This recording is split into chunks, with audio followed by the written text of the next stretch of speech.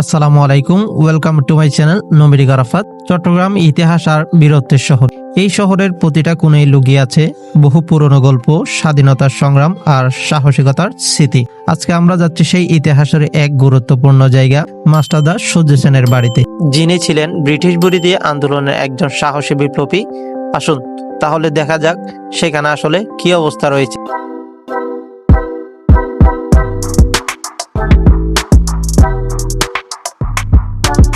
মাস্টারদা সূর্য সেন এই মানুষটা শুধু একজন ব্যক্তি না, তিনি ছিলেন ব্রিটিশ বিরোধী আন্দোলনের একজন সাহসী বিপ্লবী।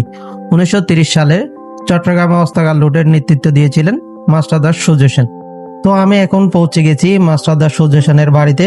সত্যি বলতে এখানে তেমন কিছু দেখার মতো নেই। একটা ভিত্তিপ্রস্তর আছে যেটা ভারতের সাবেক রাষ্ট্রপতি প্রণব মুখার্জি স্থাপন করেছিলেন।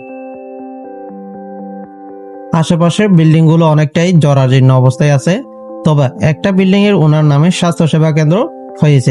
লোকমুখে জানা গেছে এখানে সপ্তাহে 6 দিন চিকিৎসা সেবা দেওয়া হয়। আশেপাশে আপনারা দেখতে পাচ্ছেন অনেক গাছপালা আছে জায়গাটাতে।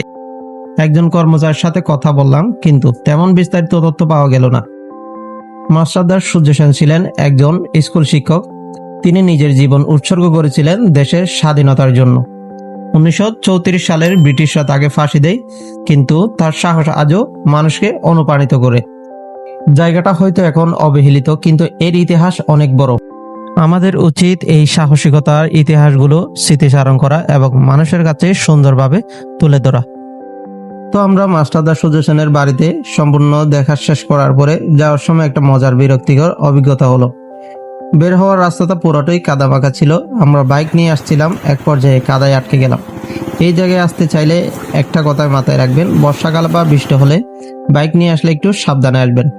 ধন্যবাদ ভিডিওটা সম্পূর্ণ দেখার জন্য। ভিডিওটা ভালো লাগলে লাইক, শেয়ার আর সাবস্ক্রাইব করে পাশে থাকবেন।